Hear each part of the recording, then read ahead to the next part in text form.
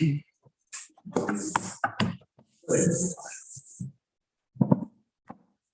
believe we need to click record as well.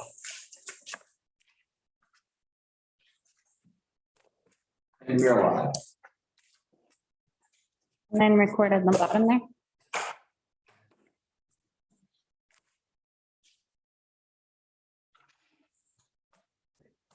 If anyone would like to do the Pledge of Allegiance, please go ahead.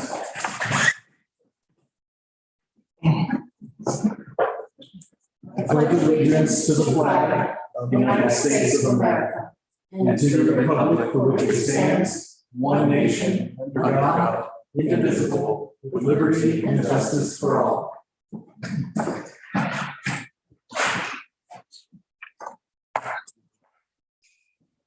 Good evening, everyone. It is December 13th and the time is 7:05 p.m. Welcome to a regular meeting of the Silverton Board of Trustees. I call this meeting to order. Roll call, please. Trustee Barella. Here. Trustee Harper. Here. Trustee Weiger. Here. Trustee Bierma. Here. Trustee George. Here. Mayor Pro Tem Barney. Here. Mayor Furman. Here. Hi, Gloria. Hi. Do we have any revisions to tonight's agenda? We do not. Okay. Any board revisions to the agenda this evening? Okay. We will now open up for public comment. We do not have any in-person attendees. So if you are on Zoom, please click the raise hand button. We will promote you to panelist. Please introduce yourself and you'll have 3 minutes. I do have one to read those. So first we have Melody right up there.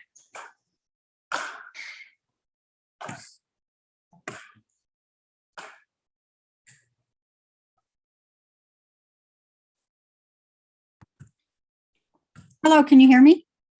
And I wanted to publicly thank Todd Bove for a comment he made at the last meeting at the end of the discussion about Kendall Mountain. And he said that we needed to do a lot of maintenance over there. Silverton, but especially the county, is very good at not doing maintenance. And he has a valid point that we need to do maintenance so we can build on whatever we've got that's good.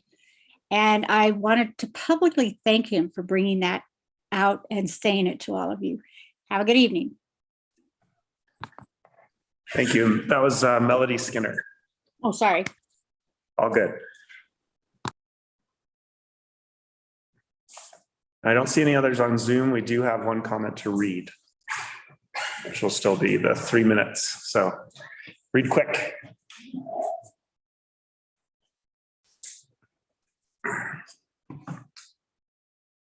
Okay, this is a comment from citizen Albert Hyrick. Dear Mr. Mayor and the Board of Trustees, I would like to relay how grateful I am for Gloria and the board addressing the ethics committee issue and placing it on the agenda tonight. Included in the packet for tonight's meeting is a letter from the town attorney on how to file a complaint with the state ethics committee, which is currently the only avenue Silverton residents have to voice their concerns on ethical behavior of our local public servants. The CIEC has a 1% rate of finding for the complaints, and as town attorney has mentioned, it is an ineffective, lengthy, and often costly endeavor. The town board has done a great job of streamlining the town government to become more efficient and productive, but continues to embrace an ineffective process to ensure transparency and honesty in our local government. I realize this suggestion for an ethics committee riles up the mayor in the belief that it is targeted toward his business interests. He is wrong. This is about the future. As Silverton grows, attracting new investors and a trainload of money, it is only prudent to take cautionary measures against graft, misuse of public office, and conflicts of interest. Procrastinating on this will ensure outside values, or lack of them, will solidify within town government, further destroying the Silverton community. By defining standards based on local values and embracing an ethics community, the board will help heal the mistrust and divisiveness that has flourished over the past 18 months.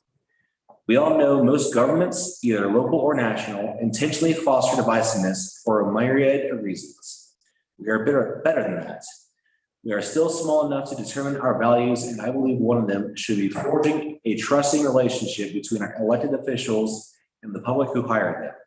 I urge the board to set aside personal animosity and the belief that this is targeting select individuals and to move forward with a plan to create a fair, transparent, and efficient process to handle any ethical concerns the residents may have. Let's be prepared for the future. Let's invest in our ethical infrastructure. Thank you, Albert Hyrick. Thank you. I do not see any other public comment at this time. So we will close public comment and move on to the next item on our agenda, which is presentations and proclamations. And this evening we have an update from community builders. Yeah, so we have JJ with Community Builders here to provide a 10-minute update for the December 14th Compass Project Community Workshop, updating our master plan. Hello, JJ. Hello, can you hear me? Yes. Sorry, my light is really bright here. Hello, everybody. Nice to see you again. It's been a while. So I am here. My name is JJ Folsom. As Gloria mentioned, I'm with Community Builders, and we are partners with the town of Silverton and the San Juan County on the Compass Project and Master Plan. So I'm going to just give you a brief update of what we're up to. We're going to be in town over the next 2 days. Am I able to share my screen? Yeah, looks like it. Hold on one second here.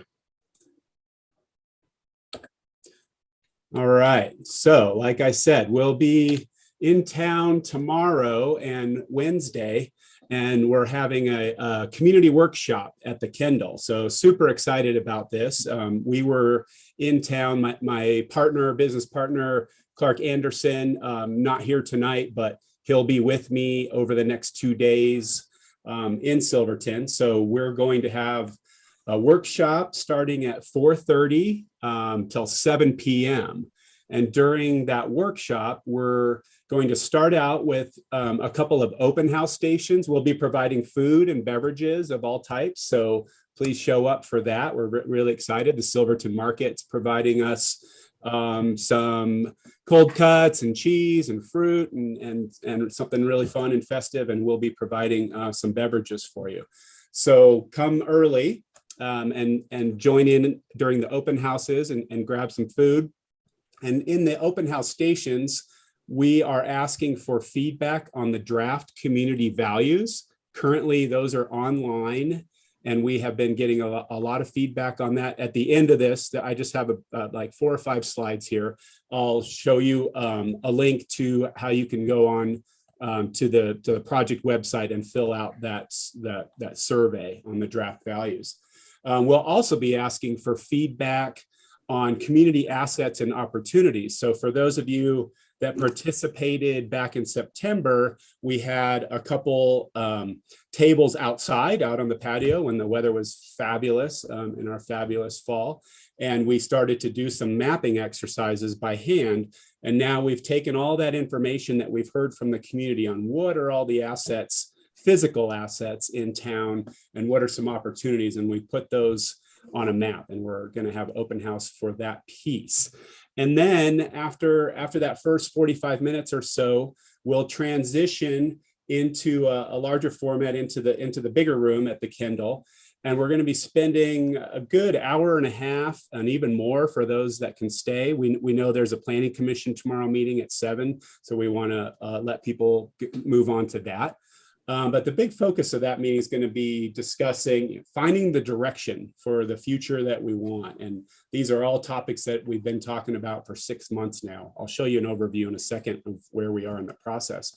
What does success look like for these 5 major topics that have really risen to the top during this process? Growth and development, our economy, the sense of community and the civic health of Silverton, and the housing for the community, housing needs. There are needs from all aspects of housing types, as you're all well aware. And then, of course, the environment and our national assets, so our natural assets, sorry. So that's what we'll be doing, focusing on tomorrow night. And then on Wednesday, we're going to be having an open house at the Coffee Bear. So this is just a drop-in, no formal presentation, really just a discussion. We encourage people that attended the night before to come, but it's really meant for people that weren't able to make it Tuesday night and just want to come hear about or see what we've been talking about. So those are two opportunities for the community to participate over the next 2 days. So just an overview of where we are in the process. So we're almost smack dab in the middle here. So we started back in May or June with this process, and we're going through this June 2022, if all goes well. So as you can see here on the screen, we're finalizing our value statements. As I mentioned, I'll show you a link at the end, and then we're beginning about draft goals. So that'll be the focus of tomorrow night that I mentioned. And then over the next several months, we'll be refining those goals. We'll start to develop initial strategies on how to achieve the goals and then finalize the strategies, as well as getting into the action plan. So we've heard a lot of ideas and a lot of great ideas. How do you actually implement those? That's what the action plan is. So the action plan will give you a guide of how to accomplish all of the strategies and goals. And part of that is the master planning process. So we'll be working on over the next several months in the springtime on a land use framework plan. We're currently planning for some multi-day intense workshops in the spring in February or March through April. And then the goal is to start drafting that plan after those meetings, and then a final plan sometime in June. That's the goal here. So I'm not going to read all this. I just wanted to provide a brief overview of what we've done to date. We've had a lot of engagement, even given the pandemic that we're in. We've had a lot of virtual workshops, but we've also done a fair amount of in-person work. We've had over 20 small group discussions, 6 task force meetings. We have a task force made up of community members, about 20 or so. We've done some outdoor workshops. Those were all conducted in September when we were there.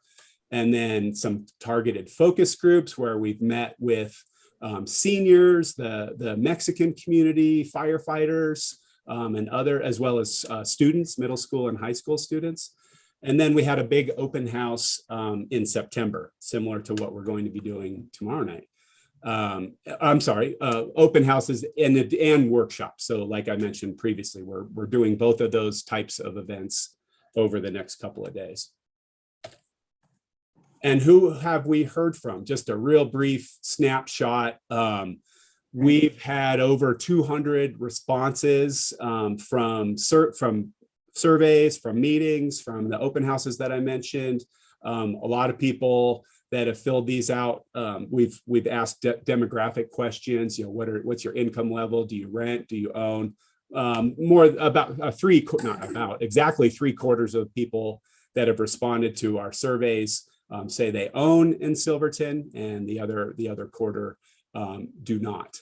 And then the age breakdowns from who we've heard from, mostly in the 20 to 60-year-old range, but we have heard 20% from seniors. Where we're lacking a little bit is from the younger community. But like I said, we have met with the schools, and we've been working with the school to reach out. The big one that's probably no surprise is we've heard mostly from an ethnicity standpoint from the white population, which is consistent with the population of Silverton. But we have been working hard on reaching out to the Hispanic and Latino population as well. And we're actually having a meeting on Wednesday morning with a group of folks, Spanish-speaking folks.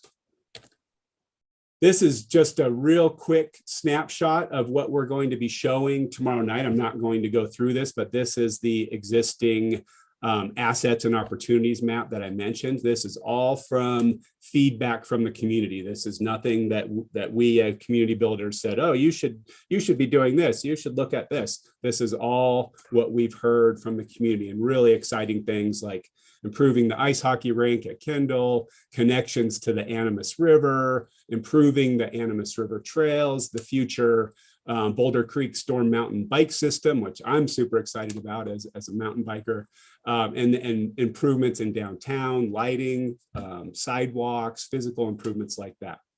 Not going to spend a lot of time here. This is to encourage you all to come tomorrow night so we can really roll up our sleeves and talk about what's missing from this map. So lastly, this is where we're going, the next step. So as I mentioned earlier, on our website, so we have a project website that we've developed with you all. It's www.silvertoncompass.com, and on that you will find a lot of information about the process that I've just described, as well as those draft value statements. And there's a real quick, maybe 10 to 15 minutes it would take to go on there and read the draft value statements and provide input. We have a scale on there. Do you like it or do you not like it, from 1 to 10? And then we also have section in there where you can provide input and what is missing. After this meeting, this round of meetings this week, we're going to refine those value statements from input from tomorrow evening, as well as from the online exercises. Tomorrow night, as I mentioned, the big focus is reviewing and discussing goal statements. So we'll be refining those over the next couple of months. And that's really going to guide the implementation phase and the action plan for this process. On topics, the same topics, so growth, development, economy, civic and community health, a sense of community, housing, and environment and natural assets. And then, whoops, I missed one there. And then lastly, we'll be updating the opportunities mapping from the input we received tomorrow night. And then we'll start moving into future land use discussions and future land use mapping, as I mentioned, in the spring. And those will be in person. God forbid that things continue to or do improve with our pandemic situation, and have some in-person meetings in the spring talking about future land use. So that's what we're up to, and I'll pass it on to Gloria. I don't know if there's a question and answer period or not. Thank you. Looking forward to being there. Thank you, JJ. You're welcome. Just the number, the really low number, 238. That's kind of disappointing. So I hope people come out for this next one. But I think with the biggest demographic, once again, that's always missing is the people that go to work every single day that don't have the opportunity to get away. So maybe this being an evening one in the middle of winter will help people come, because that to me, when I did my little thing back in the park in September, that was my biggest worry. And the lady that I engaged with, that's what we spoke about, is how do you get more people involved? So.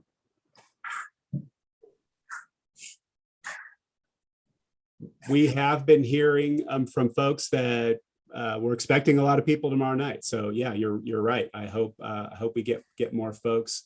On the flip side of that, you're a very small town compared to, I've worked all over the country in many neighborhoods and many cities. And from a percentage standpoint, hearing from 25 to 30 or even 40% of your population, that's unheard of in a larger community, but I get it. You're a much smaller community. So we do continue to reach out, and we're working with our project management team and our task force to try to get more people involved. And also I should mention, and thank you to Gloria and the town of Silverton. There was a mailer that went out earlier in the week, or I think it was last week. Yeah, today's Monday. Went out last week that had a flyer advertising tomorrow evening's meeting. So hopefully that should help. Everybody should have received that invitation.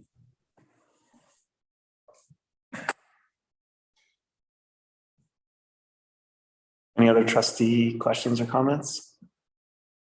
Well, JJ, thank you very much. We look forward to seeing you guys this week and tomorrow night in particular, and I hope everybody shows up. Okay, us too. I know there's a big storm coming in, so we'll fingers crossed it doesn't keep people away. All right, see you tomorrow night. Yeah, thanks so much. Thank you. All right, moving on to new business 4A, which is the 2022 budget public hearing to accept public comments on the 2022 draft budget for the town of Silverton. Lane, would you be able to just give us a quick overview of the public hearing process? Basically, you would just need to open the public hearing, allow people to make any objections to the budget, and then you can essentially close the public hearing. The only requirement by statute is that individuals are capable of making any objections to the budget that they see fit. Great, thank you. Lori, did you want to provide any notes before we commence our public hearing? Well, this is the largest and most influential policy document that we'll create this year. So I welcome all comments from the public. Great. So at this time, we will open up public comment for this public hearing on our 2022 budget. If you're participating on Zoom, please click the raise hand button and we will promote you to panelists so that you can speak.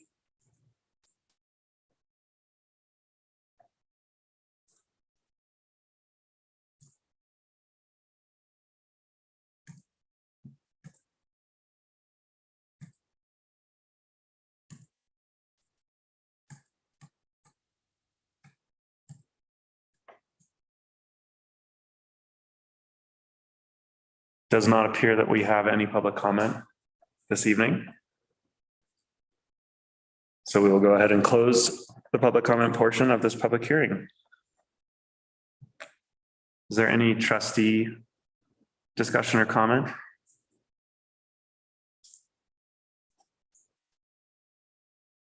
All right.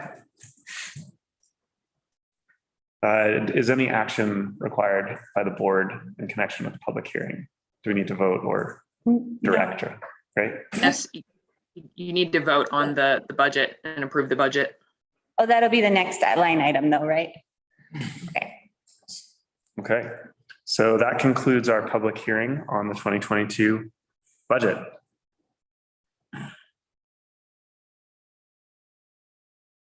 Which I think is a great thing. That means you did a wonderful job. So thank you.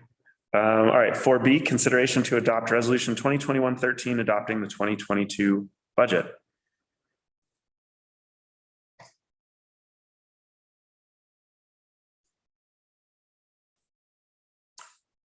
Did have a little speech for Oh, that one. please, Is that yeah. Okay.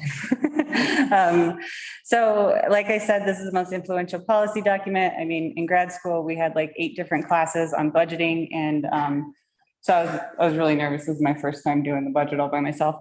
But we will be spending down our excess cash balance while addressing deferred infrastructure needs such as Columbine Park, Kendall Deck, rate studies, succession planning, and capacity building. And so this budget intentionally shows a net loss in the general fund. But there is funds available for that. And while there's still a lot of organizing to do with this budget, in order to gauge the effectiveness of those changes, I was advised to keep the line items in this year and change next year so that I have something to gauge on. And then I've also included a budget narrative where our money comes from, where it goes, as well as an overview on staffing, fund balances, and next year's projects. This is all in the agenda packet. And was very conservative with my revenue estimates and I was a little liberal with the expenses. So I think I'm hoping for more revenue and less expenses moving forward. So even with these projections at a net loss, we will have 6-month reserve in our account. And I'm happy to answer any questions for the 2022 budget. Put simply, and I was in the first meeting where we worked on this, was we prepared for the worst and hopefully we don't see too big of a hit in income, but yeah. Okay. Did.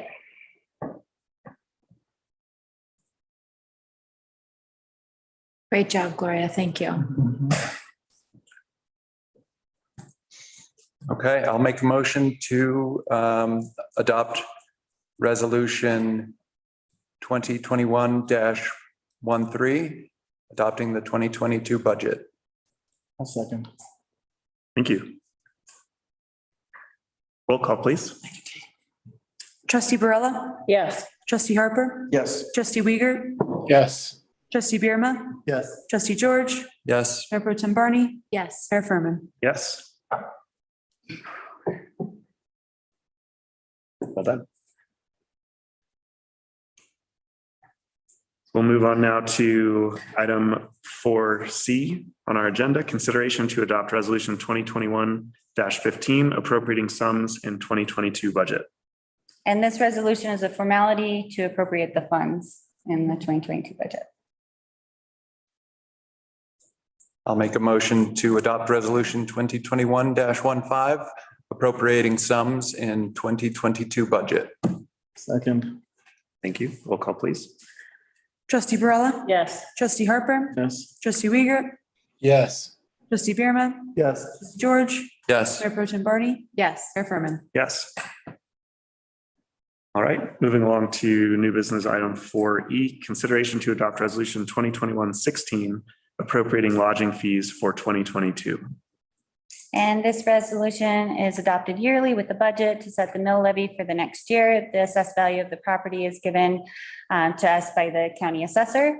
And then we calculate it with 10.56 mils.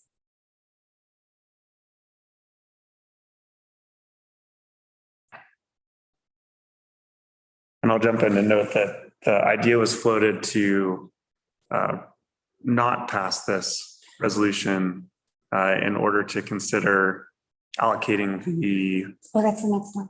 That's, yeah, this is where. Oh. That's. did I read the wrong one too? Nope, the mill I levy. actually said mill You levies out loud You and then, said- You said the wrong thing, but we know. oh, But you I said. read, Oh.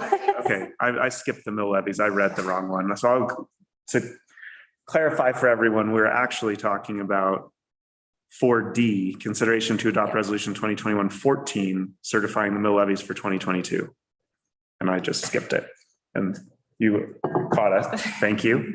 So we're on the mill levies. Okay, this again is just formality, so I will make a motion to accept resolution number 2021-14, a resolution to certify the mill and levy the 2022 mill levies for the general fund for the town of Silverton, Colorado. Second. They're always on my head. I just don't put them on. Roll call, please. Trustee Barella, Yes. trustee Harper, Yes. trustee Uyghur, Yes. trustee Birma, Yes. trustee George, Yes. Mayor Pro Tem Barney, Yes. Mayor Furman. Yes. I should maybe print the agenda larger. All right, so moving now to item new business 4E, consideration to adopt resolution 2021-16 appropriating lodging fees for 2022. And this one I described in the accompanying memo in the agenda packet. The board can appropriate the fees collected. The question I want to pose to the trustees is, do you all want to appropriate the funds for marketing and tourism as they have been in the past for those specific funds? Or would you like the money to be spent towards something else like affordable housing, which other communities have done? And I know that it's been kind of a topic of discussion, so I wanted to bring it out there before it was official. I did want to present this to you because it is with the budget, but we can delay this if we would like further discussion. And the further discussion would be if we decide to do something other than the way those funds have already been appropriated. Correct.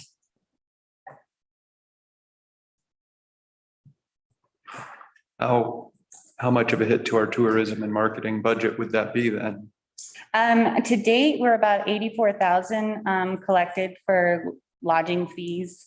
So that would just be taking it, and honestly, it's not like it's going into a specific fund because it is all in the general fund. But if you wanted to create some kind of a program around that, there's options to do that. It is allocated right now to specific GL codes. So in our general ledger, and that could be a policy decision on your guys' end if you wanted to change that around.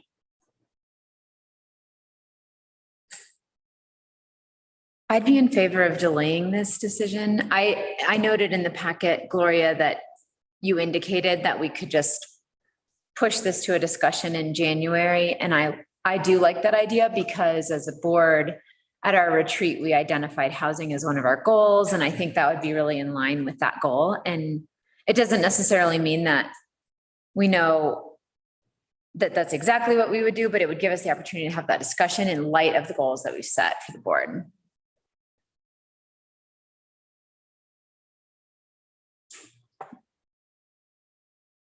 Other thoughts?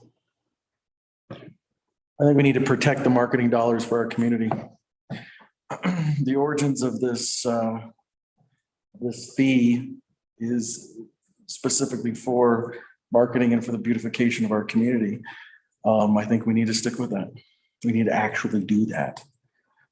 Beautify the community and continue with the marketing. I personally don't want to mess with it, but I absolutely understand and would entertain a discussion with everybody. Absolutely. So would you support just pushing it to discussion in January rather than making it? Absolutely. Yeah. So I've got a little feedback too. It's not quite the same as either of you or any of part of this discussion. Is there a reason that we cannot use this to get wayfinding started?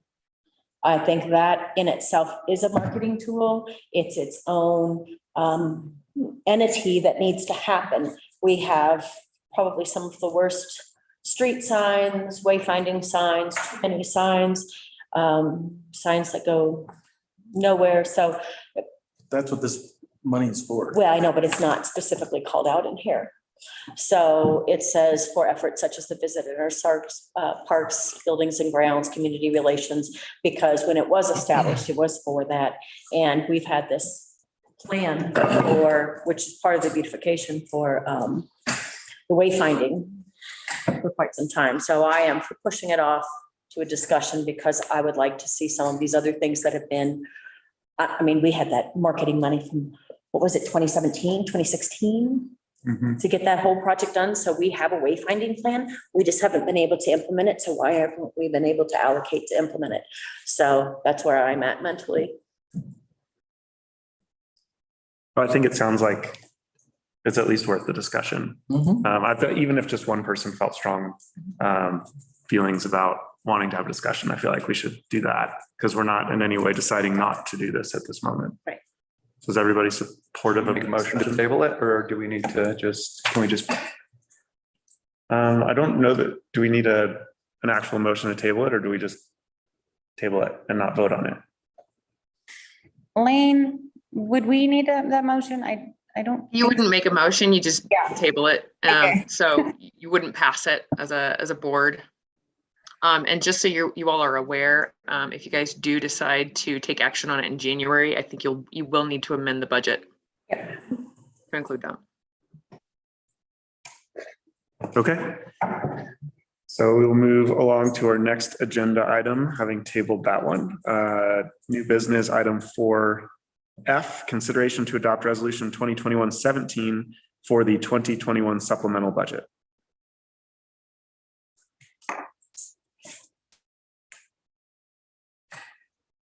And as I described in your agenda packet, it's something I'm looking at as far as we went over in 3 funds. And one of those is the refuse fund.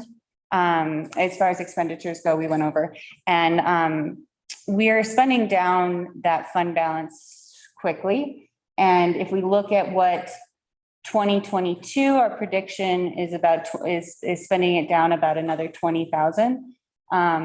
And so it's something to consider for the future. If we do have to make a fund balance transfer from the general fund to the refuse fund, we can only do that once. And then after that, we have to either reabsorb it into the general fund or figure out a way to make it more sustainable. I'm hoping that my projections are low. I did increase our revenue by $20,000. Given that we have found some accounts that had been paying residential rates that were commercial. So we're cleaning up our accounts right now and trying to figure that out. But wanted to give you that kind of heads up that we really need to think about how to make this more of a sustainable fund. And hopefully with this cleanup that we've done and having these transfer station tags that are coming out, we'll have less illegal dumping. We'll be able to track who's a Silverton or Silvertonian or a San Juan citizen, San Juan County citizen, and potentially be able to recover some of our costs.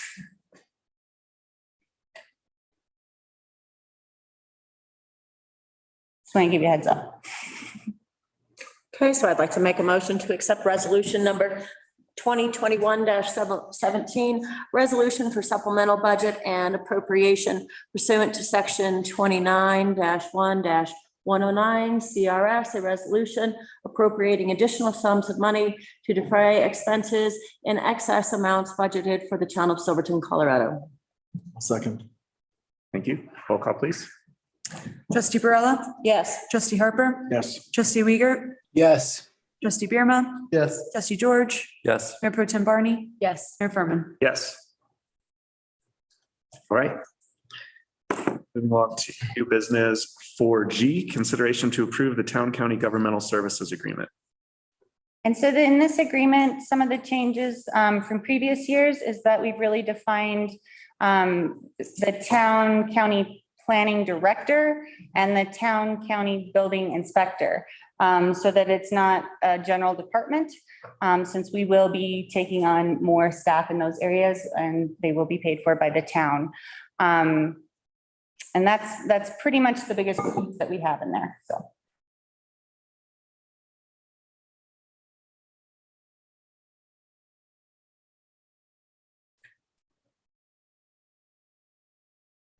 Okay, so I have one question. Is it because the county doesn't go in until Wednesday? Because this has the different date. Yes. Okay. Yeah, so I did put the date on there as Willie requested so that we can pass it to him afterwards and then it'll be adopted.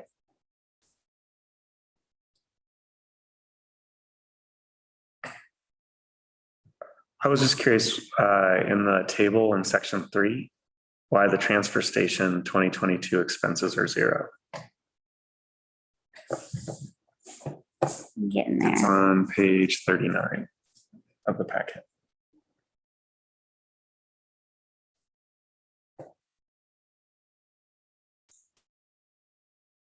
One more.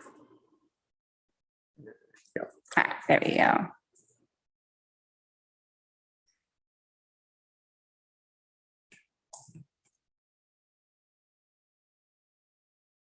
And that is something I'm gonna have to get back to you on.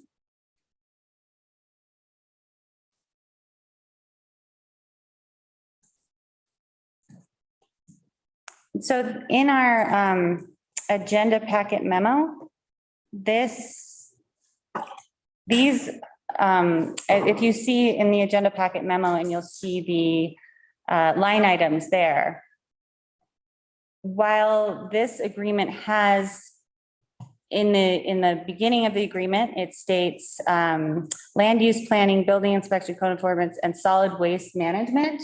But for the last, since 2019, it hasn't been incorporated into our shared services. So I don't think that's a mistake. I think it's that we don't share that, but maybe that's something to look forward to in the future to make it more sustainable. I guess I would just be curious about the administrative cleanup of should it be in that table at all if it's not something where, because I agree, yeah. Expense, but it's not something we share. I think it stayed in there because it was mentioned up above, but I agree that that could be something that could be cleaned up. Okay. Or looked at. Or shared.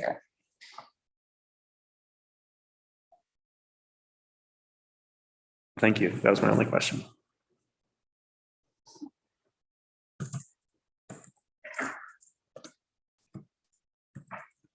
Any other questions or comments? Oh, I was looking at last year's IGA.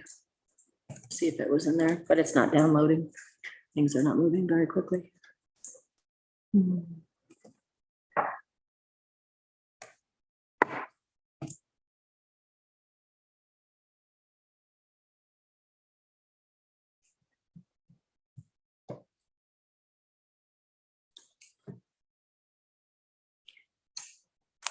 Do we want to make a motion to approve this subject to confirming that the $0 isn't an anomaly, just double checking last year's? I'd be good with that.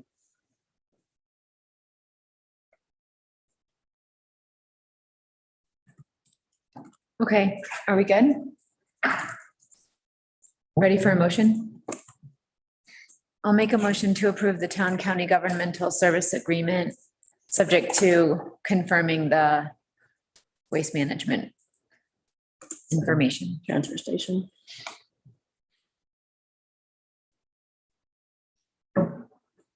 Seems you forgot the second. Sorry, I need to say louder. Roll call, please. Trustee Barella. Yes. Trustee Harper. Yes. Trustee Weir. Yes. Trustee Bearma. Yes. Trustee George. Recuse. Mayor Pro Tem Barney. Yes. Mayor Furman. Yes. Thank you. All right, moving on to new business item 4H, consideration to approve the town county law enforcement agreement.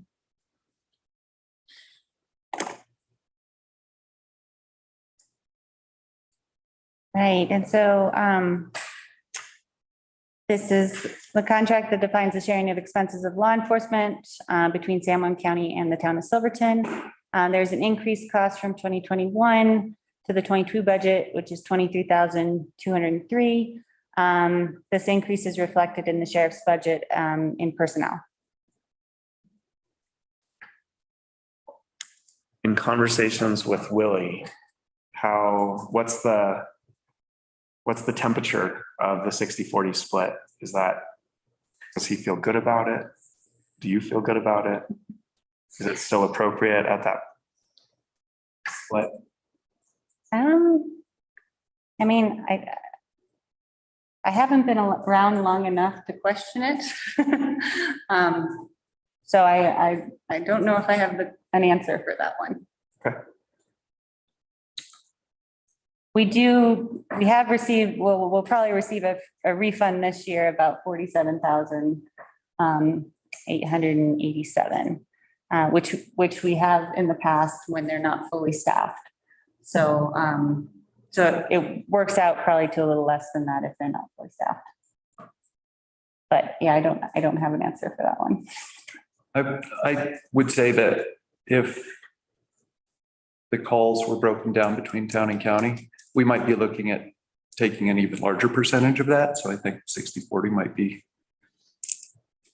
And if Willie doesn't have a grievance that he's expressed to you, it's a good sign too. Yeah, no, and we've had lots of discussions about this.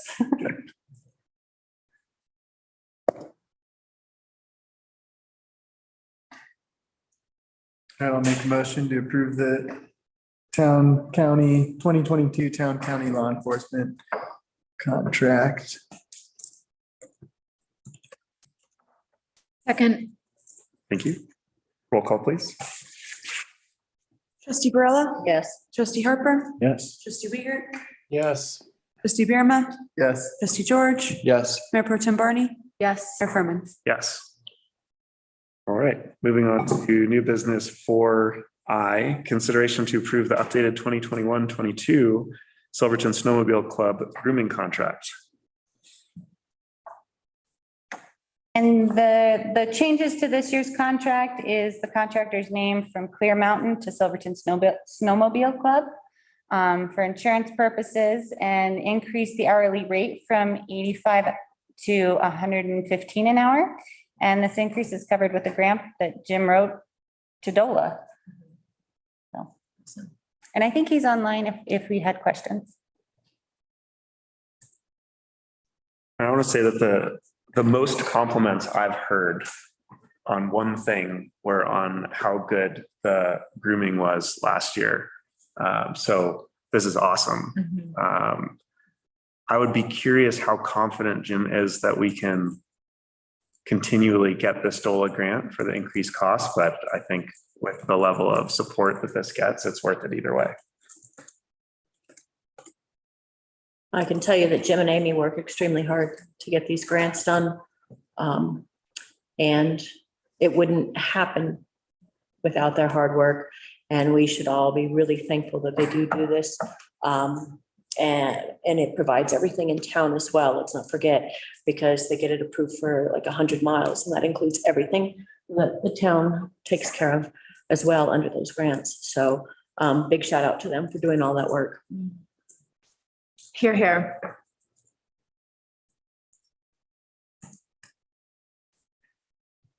I'll make a motion to approve the updated 2021-22 snow grooming contract. Second it. Roll call, please. Trustee Barella, Recuse. trustee Harper, Yes. trustee Uyghur, Yes. trustee Birma, Yes. trustee George, Yes. Mayor Pro Tem Barney, Yes. Mayor Furman. Yes. Yeah, I'm an officer at the snowmobile. No, I know. All right, we now move to new business item 4J, consideration to approve the Silverton Whiteout Festival special event application. And I think I saw Sarah Tusher on the attendees. Maybe not. Okay. She's there. Oh, Oh, she was. I know she was. So Sarah seems to have fallen off. I did tell her I would present on her behalf if anything happened. And Twins black. for this year, Silverton Whiteout is celebrating their 8th annual Silverton Whiteout within our town. And few things that have changed. They are going to be running from the Avon Hotel. That's where they'll do most of their meetings, the start and ending of their course. They are going to also request a in-kind contribution for groom trails and operator labor, excuse me.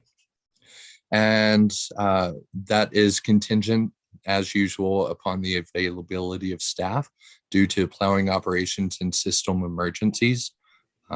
With this event, I am happy to have been working with Sarah. She's wonderful as usual, and she puts together a fantastic event. So staff is recommending approval at this time.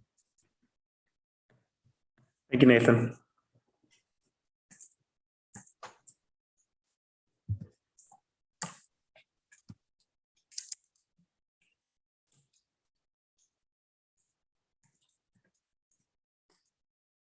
I admit to having too much fun at whiteouts in the past, and I look forward to having too much fun in the future.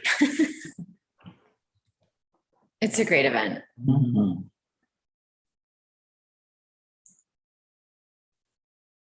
right, I guess I'll make a motion to approve the special event application for Silverton Whiteout. Second. Thanks. Roll call, please. Trustee Barella, Yes. trustee Harper, Yes. trustee Uyghur, Yes. trustee Birma, Yes. trustee George, Yes. Mayor Pro Tem Barney, Yes. Mayor Furman. Yes. All right, moving on to new business item 4K, consideration to approve the sled dog race. Unfortunately, Lynn Whipple was unable to attend this evening. This is one of the first events that I was actually able to witness when I first moved to Silverton. It's a fantastic sled dog and schedule race. They are planning to keep the same trails and courses that they did last year, again, asking for an in-kind contribution for the groom trails and operator labor. They are also aware that dependent on snow, everything will be contingent upon the availability of staff due to snow removal operations and other operational emergencies. Working with Lynn has been fantastic. I really look forward to this event. They did take a year off last year due to COVID, but this year they're looking to come back strong. This is just around the corner at the beginning of January. Yeah. Correct. And I have a few questions on this. Unlike the previous special event, I didn't see a emergency evacuation plan attached to this one, or the liability waiver. We are currently waiting for the I to arrive. And as for the emergency evacuation plan, unfortunately, I did receive this later than I would have liked to get the paperwork going with the holidays. That was a delay as well, but we are working on that. Lynn Whipple has said that she will be reaching out to EMS and the sheriff's office to get those final approvals. It is supposed to be January 8th through the 9th. That's why we had to put it on this current meeting. But the motion that staff is recommending is to approve the special event contingent upon final approvals for that emergency plan as well as the sheriff's office. Thank you.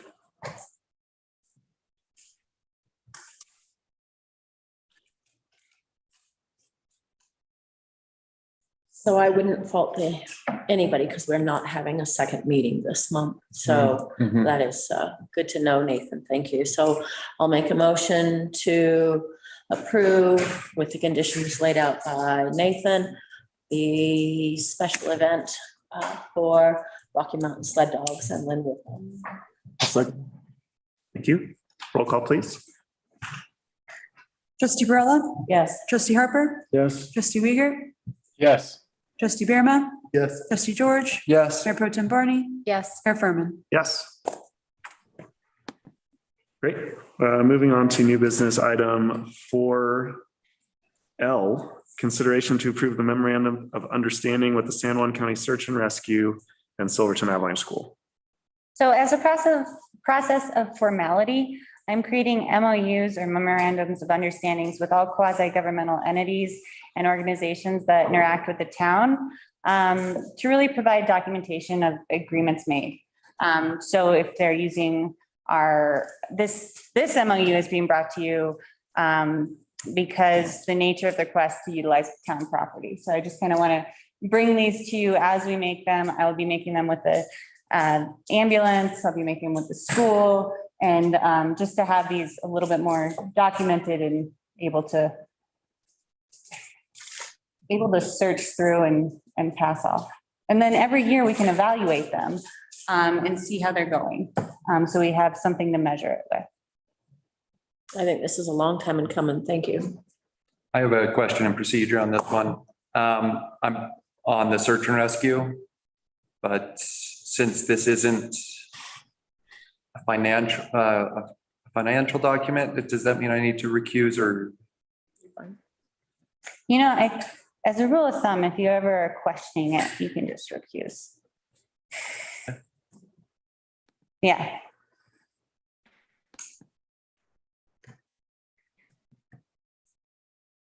My only question is, have you already reached out to our insurance providers? Because the agreement references that if requested by the insurance providers, we'll add the different entities as additional insured. And I was just wondering if we had that conversation. And that would be if there was more than 25 people and we were doing we had to do a special event.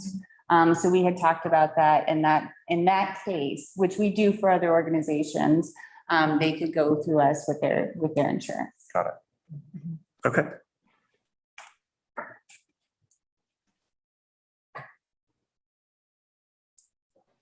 I can make a motion to approve the San Juan County Search and Rescue / Silverton Avalanche School MOU. Second. Thank you. Roll call, please. Should I already put you down as recused, or do you want to I'll recuse. Yeah. recuse? Okay. Trustee Barella, Yes. trustee Harper, Yes. trustee Uyghur, Yes. trustee Bearma, Yes. Mayor Pro Tem Barney, Yes. Mayor Furman. Yes. Great. Moving on to our final new business item 4M, consideration to approve the San Juan Development Association letter of support. And so Beth is working with the Department of Housing and one of the current builders at Anvil, Brian Anderson, to help with the financing to build out the remaining 8 lots in the middle of the donut hole. And so this grant would help address the increased cost for building and keeping those units attainable. And she wrote in there 80% AMI and under, so that would be quite a gap funding that we would need.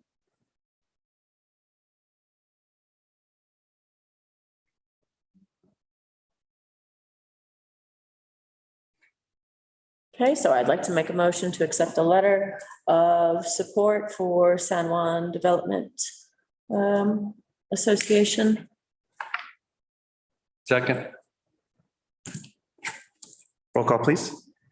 Trustee Barella? Yes. Trustee Harper? Yes. Trustee Wiegert? Yes. Trustee Beerma? Yes. Trustee George? Yes. Mayor Pro Tem Barney? Yes. Mayor Furman? Yes. All right, moving along to our consent agenda. Anyone have any questions or discussion items that require us to pull anything out of the consent agenda?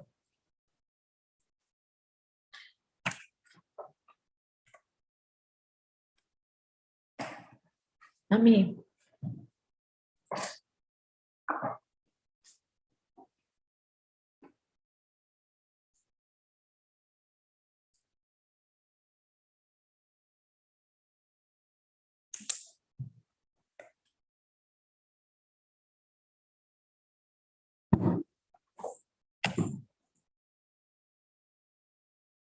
Okay, I'll make a motion to approve the consent agenda. Second. Thank you. Roll call, please. Trustee Barella? Yes. Trustee Harper? Yes. Trustee Wiegert? Yes. Trustee Beerma? Yes. Trustee George? Yes. Mayor Pro Tem Barney? Yes. Mayor Furman? Yes. On to staff reports. And I apologize, the staff report in your agenda packet is from November for myself, but everyone else is updated. So I can email you all my staff report. And then also wanted to let you know that we have set 3 of the attorneys for sure on the 20th. And then one of them is still, so on the 20th for interviews. And then one of them just found out she misread the dates. So I'm still working with her on a new date for that.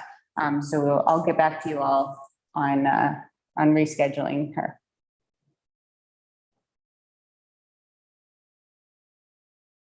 I appreciated Todd's extensive winter update. I think that's really useful and really helpful for me and for the whole community. We're actually publishing to a little article in the Standard on that. Great. Good. Yeah. Are we on track to open Kendall in 4 days? See what happens tomorrow. Tomorrow's a big day. Cool. I think so. Yeah. If anybody didn't read all the way. Ready to go. Nice. If anyone didn't read all the way through the packet, the tentative opening date for Kendall is December 17th at 11 a.m.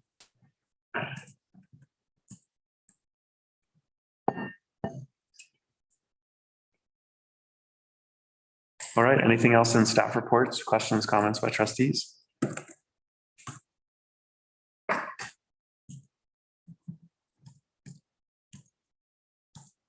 I'll just say thank you. I mean, this is a tremendously significant agenda, and I think all of the work that staff did to make it organized for us is making this meeting go surprisingly fast. So thank you. Okay.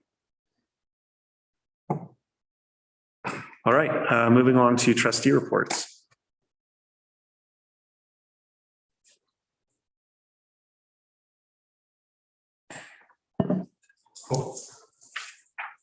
On to continued business. First is 8A, Columbine Park renderings. And I emailed you all the renderings of the parks. So great. On Friday. And so I'll defer to Todd for more information.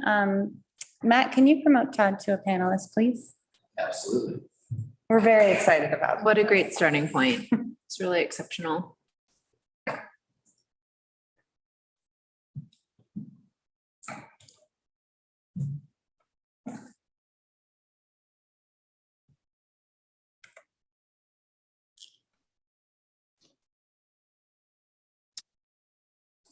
I kind of missed out there for a second when it was upgrading me.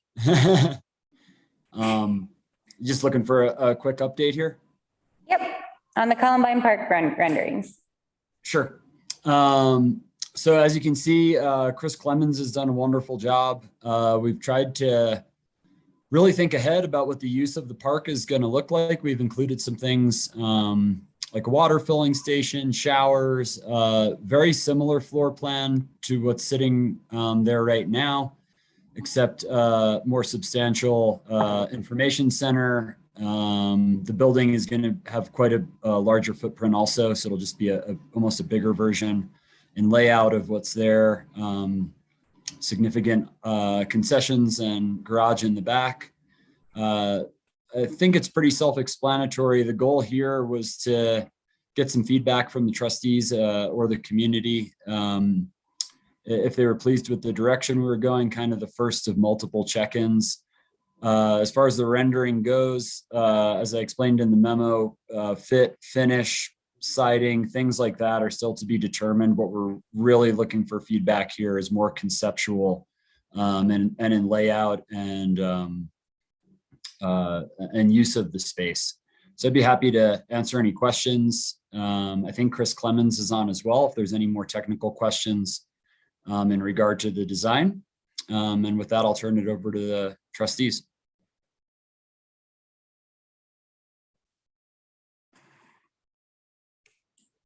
I guess I have one. It's about the overhead doors, or I'm assuming they're garage doors on the back alley. I have one, and I know how bad it gets when the snow gets pushed up against it. Is the overhang a full, what is that? Can't tell how big is that overhang? Because the bigger the overhang, the less likely it is to get compacted up against the door. So Sure. So there's also, it may be difficult to tell without a site plan. There's going to be parking between the alley and that garage door, I believe 14 feet in depth. So the end of the building is not going to be right up against the alley if the concern is plows going through the alley. it's just the way that the snow pushes and it'll pop your doors, because that's happened to me twice. So that's why I'm just very concerned, just making sure. So if there's enough site space that you think you've got parking back there, then you'll have plenty of room. So very good. Thank you. Yeah, we've designed in, I believe it's 4 full-size parking spaces that'll be able to accommodate as large as like a Sprinter van even. Beautiful. Thank you. Because it doesn't show it on the space, it just shows the rendering.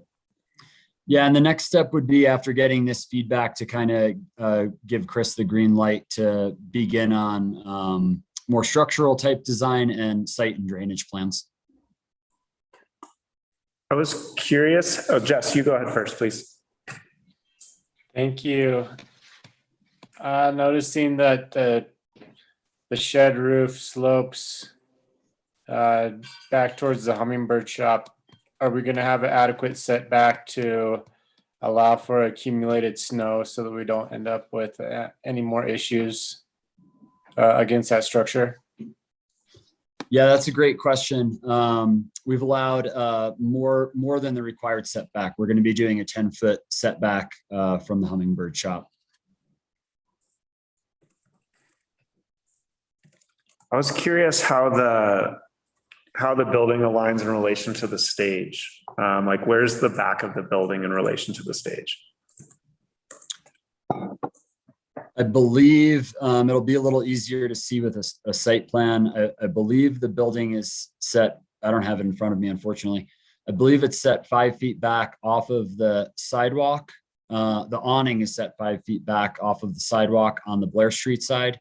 And then in the back on the alley side, it's 14 feet off the alley. The depth of the stage is probably about where the building will end. Gotcha. So the front of the stage will be the end of the concession stand, or even with the garage. And we've got a plan to fence that off where you'll be able to access from that concession area, green room area, to the stage without entering into the park. So the fence will kind of go over even with the front of the stage. Got it. Nice.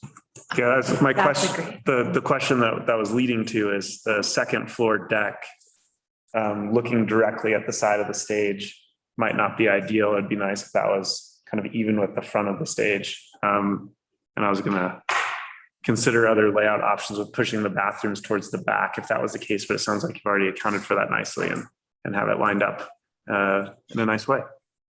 Sure. I just saw Chris hop on here. I can defer to him. What I would say to that is, the primary use, probably more so than the stage, is really going to be those restrooms.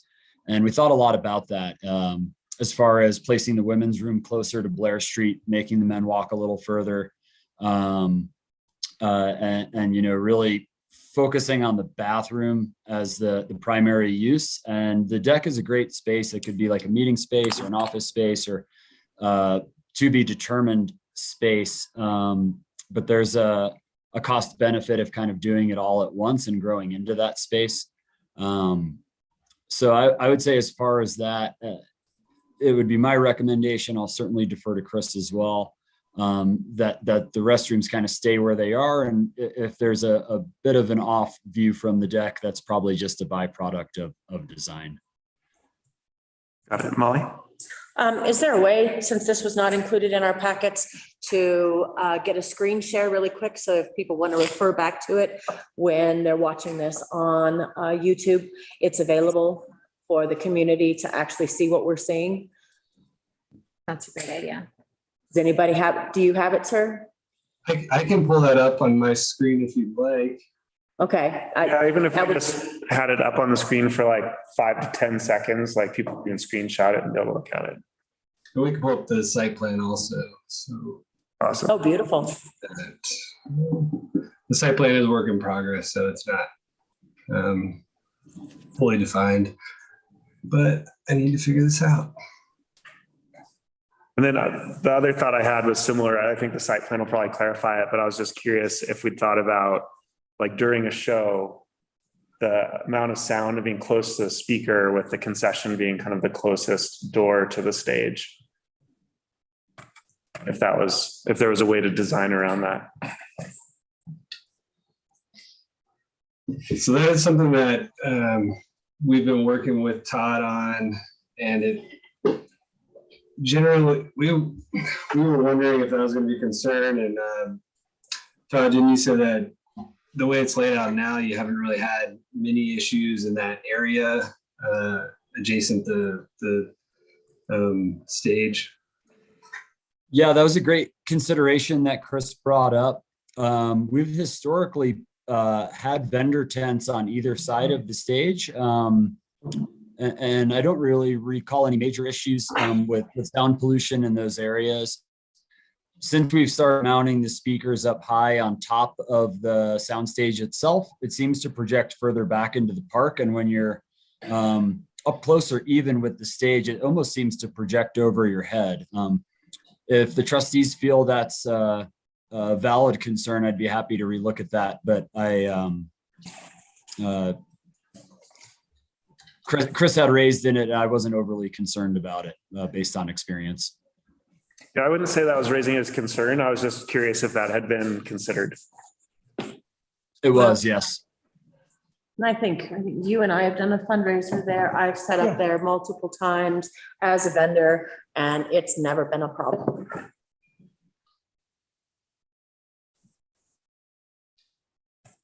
Cool.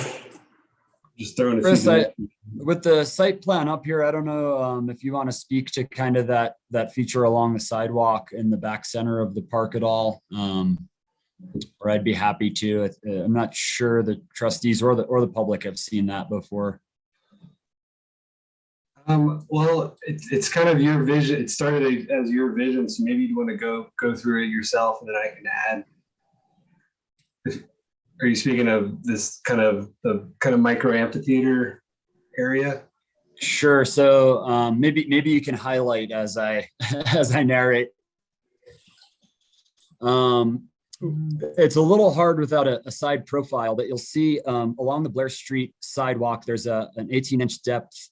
That's going to be a bench facing towards Blair Street. So that's going to be under the word sound, that kind of narrow strip between the sidewalk and the start of that feature.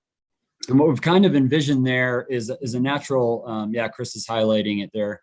That's just going to be a sidewalk facing bench with the words Columbine Park likely engraved on it, kind of acting as a sign and a gathering space. There you go.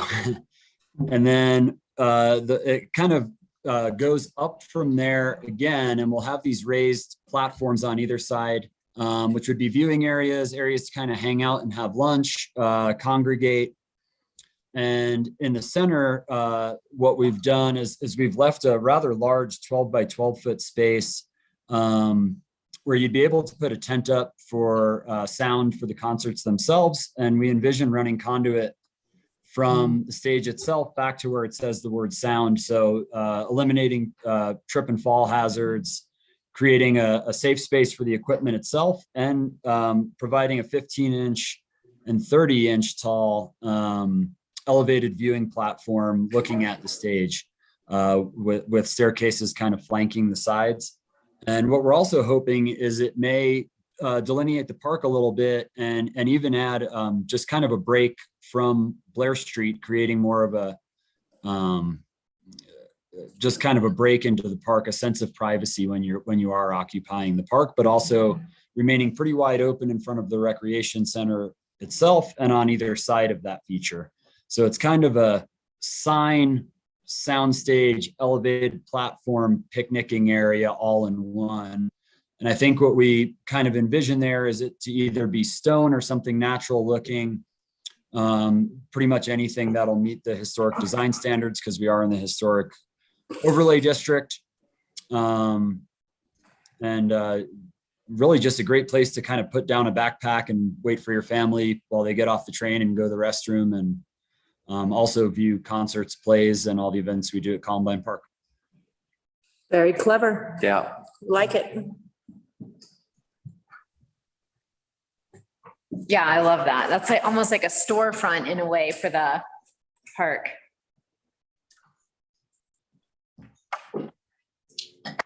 And would the back of the bench be something like 30 inches tall plus whatever railings needed so that if a normal adult standing on Blair Street would still be able to see over it when there isn't a tent there?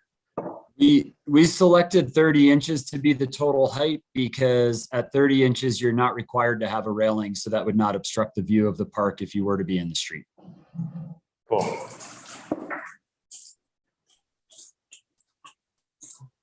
This feels kind of like a really minor question after all of that, but the only thought I had, I think this open office space in the back is a really visionary move.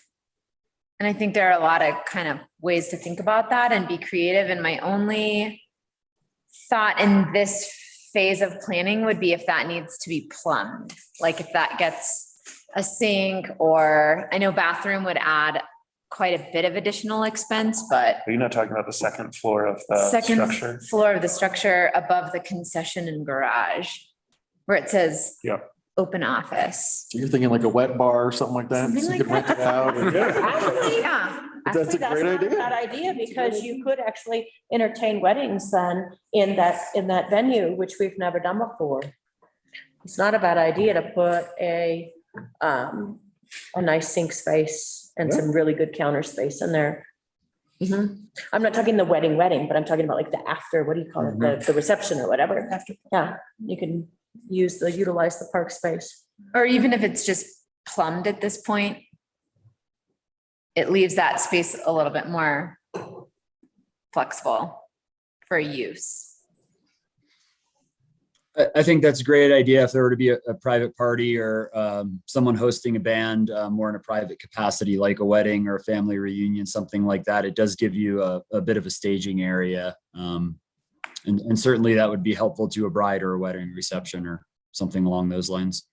Yep. And then is this may be a silly question, but is this intended for year-round use? In terms of the bathrooms and this office space to be heated and insulated, and we don't have to shut it down in the winter? Yeah, Bill McDougall and I have talked about the design of this building quite in depth. What we kind of envision, if it fits the budget, would be radiant in-floor that would be zoned out. So you would have an office zone,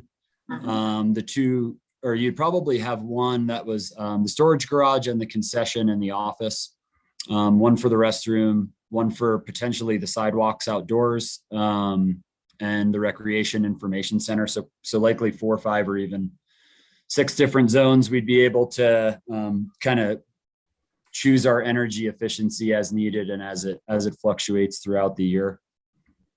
Gotcha. Because I do think it would be great to have a larger public restroom that's available year round. Oh, yeah, sorry to answer that question. Yes, from the beginning, the plan has been to operate this facility year round. My apologies. Awesome. And then potentially, I know this also expands the cost quite a bit, but I wonder if there are grants or other options of financing solar panels on those big old roofs. The slope currently slopes north, so I think it'd be potentially problematic. Yeah, I know it goes the wrong way, but certainly something we could look into. I would recommend tying that in prior to the design as opposed to being an afterthought, just because of the associated infrastructure with solar. Yeah.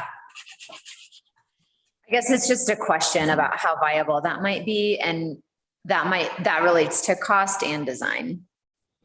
Sure.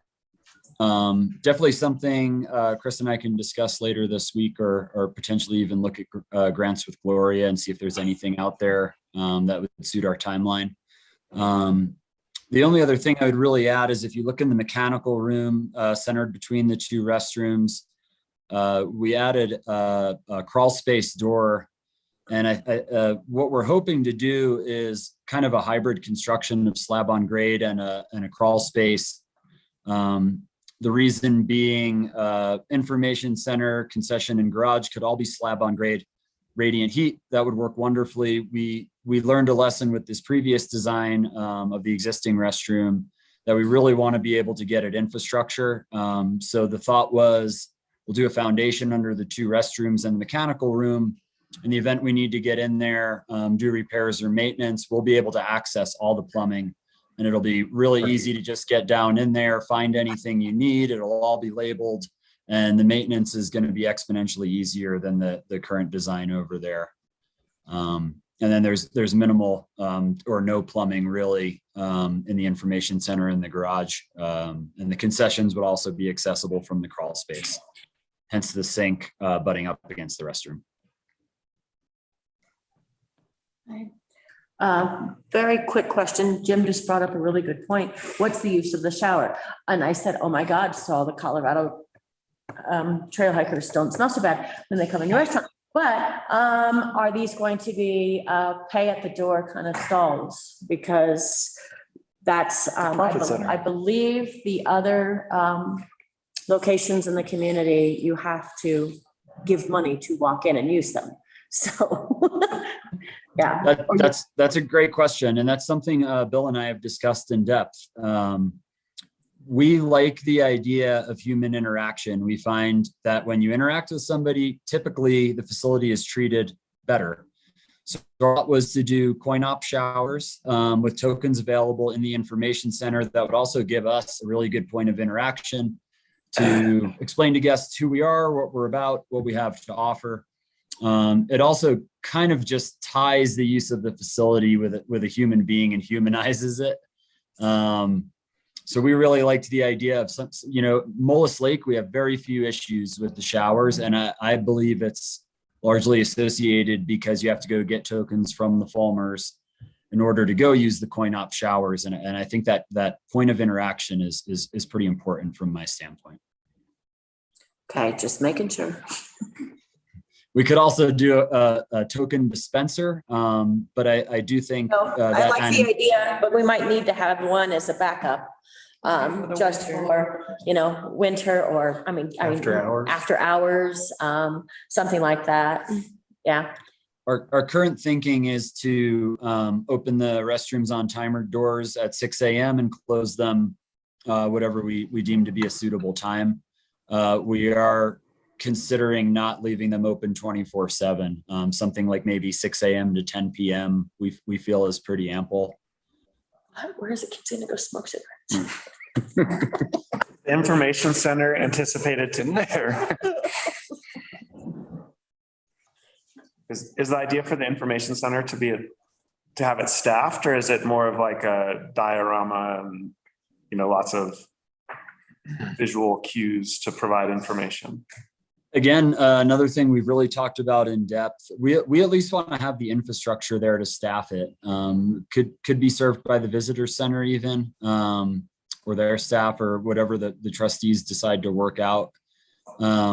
We initially threw around the idea of more interactive information stations, touchscreens and things like that. But again, that human interaction can really win us over guests and provide a positive experience. So if it's within budget and we think we can do it, I think this would be a great place to have staff answering questions, and it's centrally located downtown.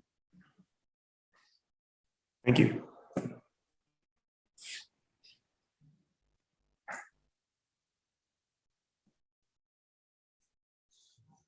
Well, cool. I think it's great. Great job so far. Thank you very much. Chris, do you feel like you have what you need to move forward? I think the big takeaway was probably some either rough plumbing or represented like countertop and sink in the open office space. Yeah, I think that is great. I did want to excuse me, go back to one point earlier before I unmuted myself. I think that we were talking about the setback on the north side. Oops. And I think that you said it was 10 feet, but we're looking at 7 feet setback to the edge of roof, the roof eave, and 9 feet to the building. So it's still ample, it's plenty of room. But I just wanted to let you know. That's it. Great. 9 feet. So if they had to, they could actually get the little mini skid loader in there and push snow out if it got to be too bad. Yeah, I think so. And the top plate height over there should leave plenty of room for that also, so they could fit under the eave there. Thank you. If members of the public have some awesome iterative idea to suggest, who's the best contact? Is that you, Todd? Yeah, anyone welcome to contact me or even stop in town hall. We love working on this project. We're really excited about it. So I would encourage people to come in and have a discussion if they have input or criticism or anything. Or they can reach out via email. My email's tbove@silverton.co.us. Very good. Well, thank you very much. Thank you. Thank you so much. Anything else before we move on? Cool. All right. The next item is continued business 8B, Ethics Committee Complaints Memo. So I was unable to locate the prior attorney's memo until today, which was just emailed out to you. And then I included this memo written by our exiting attorney instead, and realized they're somewhat in conflict with each other. So I said, I would love to hear your thoughts, and then kind of suggest that we wait until the new attorney is on board and has a chance to look at both recommendations and give their recommendation. Which I know that's a lot of changeover in a short amount of time, but at the same time, it's 3 opinions that we can pull from. Really maximizing attorney turnover. Exactly.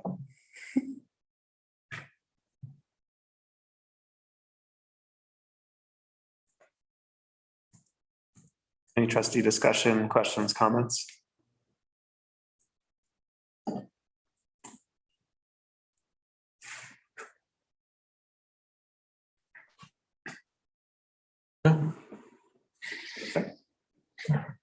So we get all the information we can.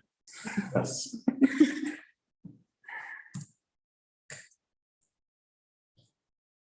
Okay. All right. Moving on to continued business C, school traffic study estimate. And Matt, would you mind pulling up John Seitz?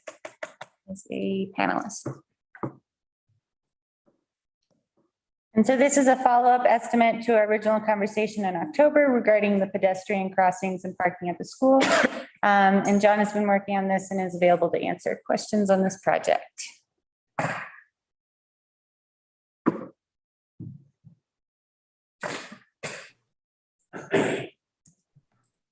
Hello. Hi, John. I don't know if you all had a chance to look through this proposal. I thought it was a fairly accurate representation of what we had discussed regarding a school zone traffic study in the past couple of meetings. Do you all have any questions?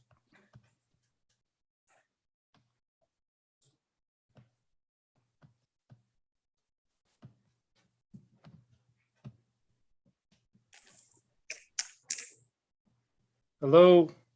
Yeah, we're embracing the awkward silence. How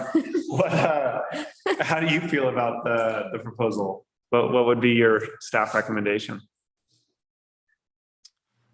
Well, I think that they make a good point in that it should be at least expanded towards Green Street, not just the blocks around the school. And they did ask me for more specifics as far as like how far we're prepared to go with it. And what that means is, if they're going to propose a bunch of concrete bump out structures and things like that. And I responded that I think that the leadership would like choices. And whether those are big plans or simple things, kind of like what we're doing right now. That was my opinion. And I definitely would like your feedback on that. But, if they want to, they're talking about these islands that would kind of isolate those corners that would have to be structured like a curb type structure that would essentially prevent people from parking there because they would be big curbs. And I think that we could look at some stuff like that and see if those things look like good solutions. Also, I think we should talk to the school about this and see what, if they would be interested in collaborating with us on this project. I have a question. So the Bose design fee is $26,000 for the school blocks. And then, so for the additional Green Street analysis, that's another 24,000 on top of that. Yeah, I think that, and I keep losing you guys when I go back to the document so I can refer to it. And so I guess my question is, so that's $24,000, but that's for Green Street from 10th to 14th.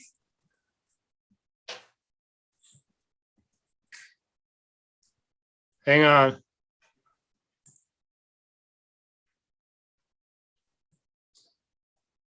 Yeah. Page 119. And this is the only bid we got, or is this the only person that we talked to about this? This was just a starting point. This is the town engineer. So obviously this proposal didn't cost us anything, but this is just something for you all to kind of get started looking at.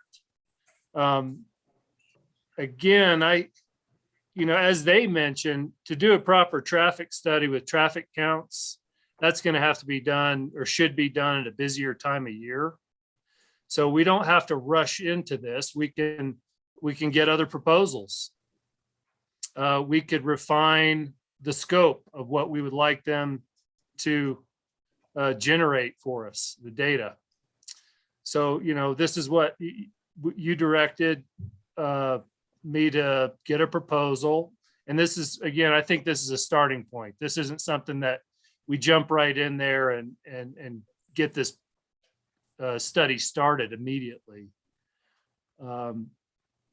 So again, feedback, maybe this is a good one to sleep on. You know, they got it turned around pretty quickly. We could certainly revisit this in January. We could try to reach out for some other quotes. We could refine the scope. There are several things that we could do here. I think what I'm struggling with is how all of the pieces fit together of the large scale planning that we're working on, and what order they need to come together, or if we can be working on them in parallel without duplicating work. So for example, the community builders development of some type of master or action plan relating to the entire town.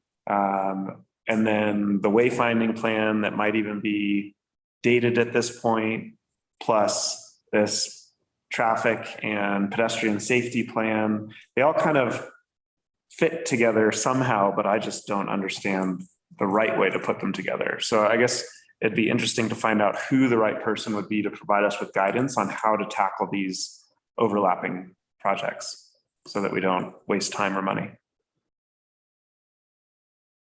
I think that's a good point. Well, here is some data. The actions that you've already taken.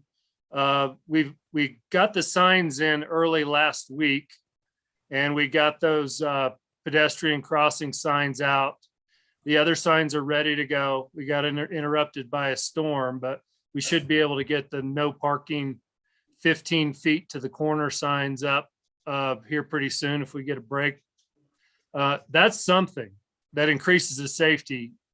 And you all did that in essentially about a month, which I appreciate the swift action on that. And I'm sure the school does as well. But I think that this is some data. We know kind of what it would cost, but I would recommend thinking this through a little bit. And I agree, Shane, that maybe we should try to integrate this with a larger planning goals. And if you want it to stay focused on this, you can also do that. But I don't think it's something that has to be a decision that has to be made immediately. Awesome. And I guess I think what Tyler was suggesting is that, you know, those costs duplicate as opposed to being additive. So it's 24,000 base cost or 24,000 base cost for the school portion, then another 26 for the Green Street portion, even though it seems, or vice versa. It's a 50 total, but it's almost doubling it as opposed to being like a third more. Yeah. And so I'd be curious to know if if it turns out we do need to do like a traffic and parking and pedestrian study for the entire footprint of town, like, is that going to be, just multiplying it? Is it just a linear cost? A certain point where it's like an incremental additional cost to add on. Yeah. But I do think this is a super helpful starting point. And I'd just be curious, what our other scope options might be. And just one technical question, I guess, for you that you can probably answer, John, is they want to put these pedestrian islands or bulbs. How is that going to affect your ability to plow the streets then? If that's their answer for, That's an answer for a city though.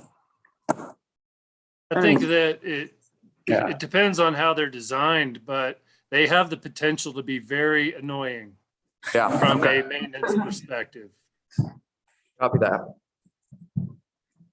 My understanding in the packet was that was sort of like for example, this sort of idea is something we could look at, but that there would be other options, kind of like what you said, John, about creating some choices. And I was wondering, I really think it makes sense to share this with the school, to show it to Kim, even though I know we're in the preliminary stages, but get some feedback from her too.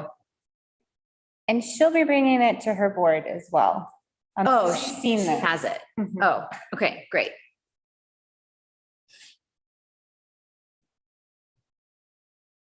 But yeah, again, I think it's a starting point, and I wasn't recommending that we jump right into this and say, yeah, let's do it. We need to think about it. I think that we all need to get our heads wrapped around what we want to see down there. And you all did make a good start towards safety right off the bat. So I guess my next recommendation would be maybe we sit on this unless you have a specific request. Maybe sit on it and we bring it up in continued business in a meeting in January and have a discussion on it and see if you have more direction or if we want to try to integrate it into a larger planning effort. Yeah, I would rather see this pushed off a little bit. I would like to see what the school thinks and if they are interested in finding some grants to help share with the cost of all these studies in order to facilitate this moving forward. Yeah. Yeah, so I'd maybe reframe it as like not tabling it till the next meeting, but our direction or action plan between now and then would be feedback from the school, maybe feedback from community builders, and then also just brainstorming among the staff if there's any other feedback that could be valuable.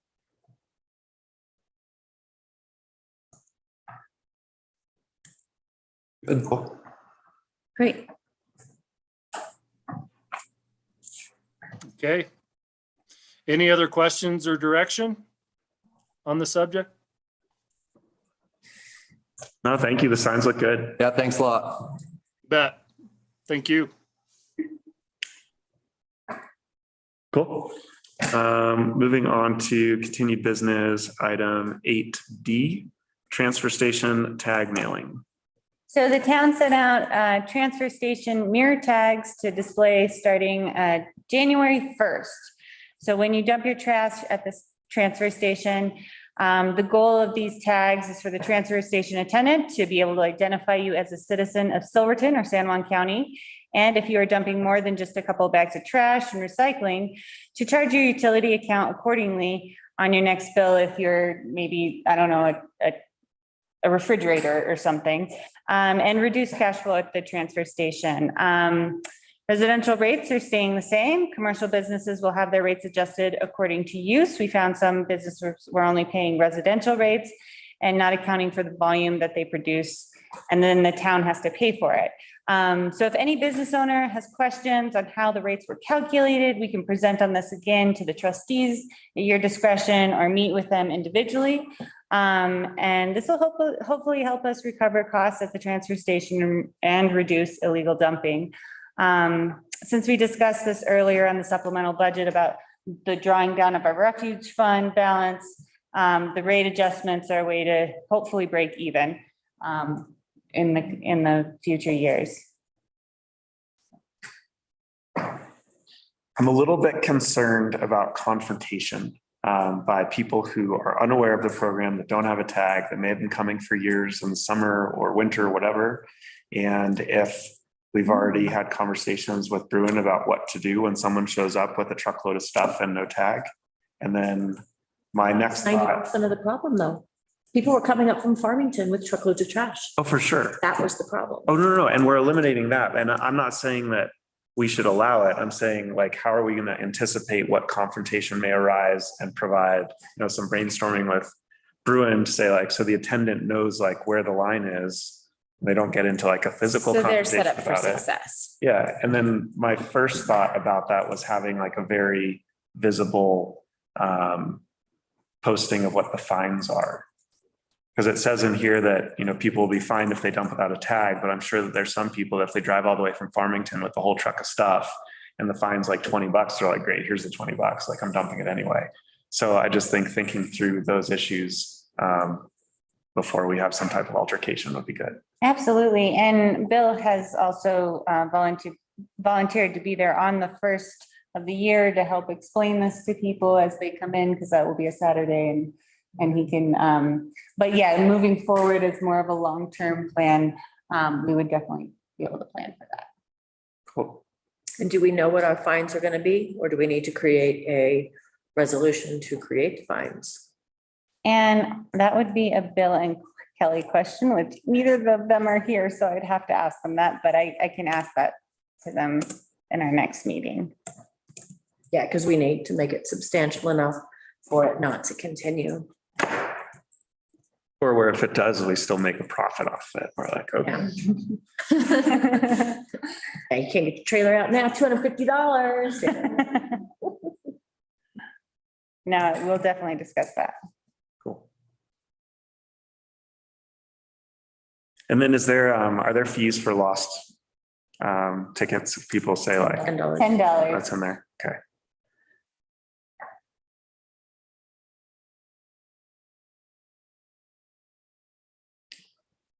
I'm so happy this is finished because I like created that little thing almost 4 years ago that we finally got printed and done. That you use. Really glad that they're finished.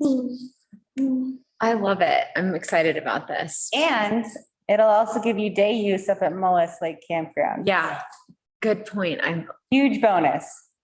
Keep your tag. Kelly and I also did talk about, right now when they're all going out, if anybody does come in to town hall and they say that they never got theirs, we will make them new tags right there. Like if they get lost in the mail, now that everything has to go to Grand Junction, instead of just going into the mailboxes now. So if anybody doesn't get a tag, or if somebody has 4 rental properties and they only received 6 tags when they should have received 8, we'll give them the tags that they're missing. Have they all gone out? They're out. I haven't gotten mine yet. I got mine. Should we codify a grace period then? I mean, I guess we have to find out how long it's gonna take the mail to come back. I received mine, but I didn't study it closely yet. Does each tag have a number on it? Yes, they all, yes, they're all numbered. Yeah, and there will be a signature required at the transfer station if you are going to be charged, so that goes on your utility bill and you have Already said yes. acknowledged and signed for that. Cool. Sure. This is a little bit off of the transfer tags, but in that same mailing, there were the compost surveys. Are we seeing a response to those? Yes. Cool. I have about 16 responses so far. Pretty mixed reviews. A lot of people seem to be pretty in support of the idea of composting, however, they don't want to pay for it. And then a lot of the alternate ideas are to do some sort of composting project here on our own and not outsource somebody from anywhere else. Yeah, but that seems to be the majority of the responses so far. Yes, I'm interested in it. Yes, it's important. I would do it if it was less local, if it were $3, a month rather than what is it? $9? Like $8 or $8 to $9. I don't remember. Yeah, so far that seems to be the majority of it. Nice, thanks. And we have that scheduled in January or February, depending on how our agendas go, to update you all.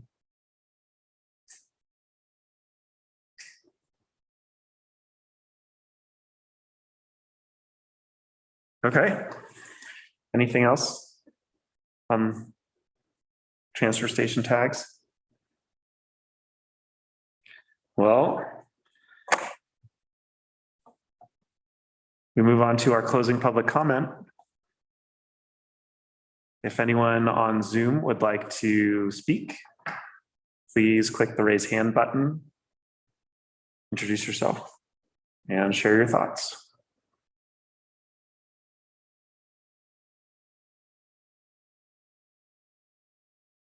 Seeing none, we will close public comment, and just like that, Wow. we just completed our public meetings for 2021. Wow. All right. Adjourn? Not quite. Okay. So the time is 8:49 p.m. and I adjourn this meeting. Look forward to seeing everyone in the new year. It's awesome. That was awesome. Happy holidays.